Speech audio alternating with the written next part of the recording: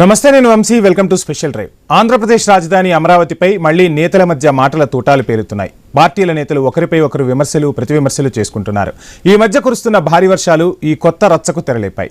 భారీ వర్షాలకు రాజధాని అమరావతి మునిగిపోయిందంటూ వైసీపీ నేతలు విమర్శలు గుప్పించారు.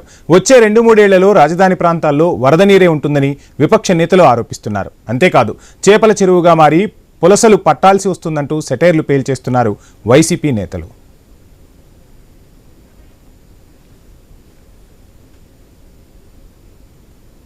డెఫినెట్ గా మీ గోదావరి నది ఏ విధంగా ఉందో అది పొంగి పొర్లుతోంది అక్కడ అమరావతిలో.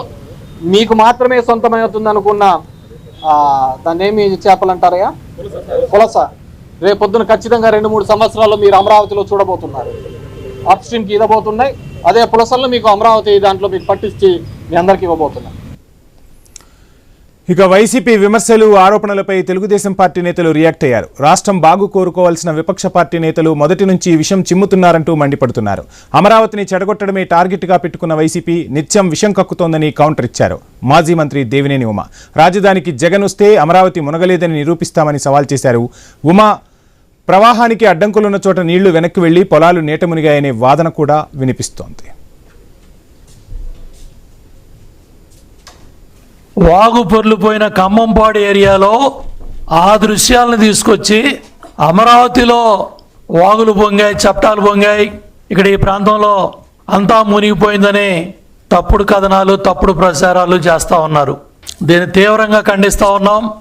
జగన్మోహన్ రెడ్డికి దమ్ము ధైర్యం ఉంటే ఈ తప్పుడు కథనాలు, తప్పుడు వ్యాఖ్యలు, ఈ ఫేక్ ప్రచారాలు పక్కన పెట్టి, నీ జైలు యాత్రలన్నీ కూడా పక్కన పెట్టి అసెంబ్లీకి వచ్చి చూడు, సెక్రటేరియట్కి వచ్చి చూడు, హైకోర్టుకి వచ్చి చూడు, ఎస్ఆర్ఎంలో 1000 మంది పిల్లలు చదువుతున్నారు, వెళ్ళి చూడు, రోడ్లు ఎలా ఉన్నాయో, విట్ ఎలా ఉందో చూడు, అమృతం ఎలా ఉందో చూడు. వాగు పొర్లిపోయిన ఖమ్మంపాడు ఏరియాలో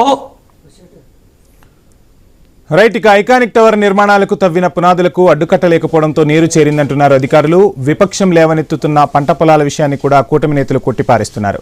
భారీ వర్షాలకు మునిగిన పంట పొలాలు భూ సమీకరణలో తీసుకున్నవి కాదంటున్నారు. అయితే అమరావతి వివాదంపై ఎన్కౌంటర్లు వస్తున్నాయి. వరద ముంపుపై టీడీపీ వివరణ ఇచ్చిన వైసీపీ నేతలు విమర్శలను ఆపడం లేదు.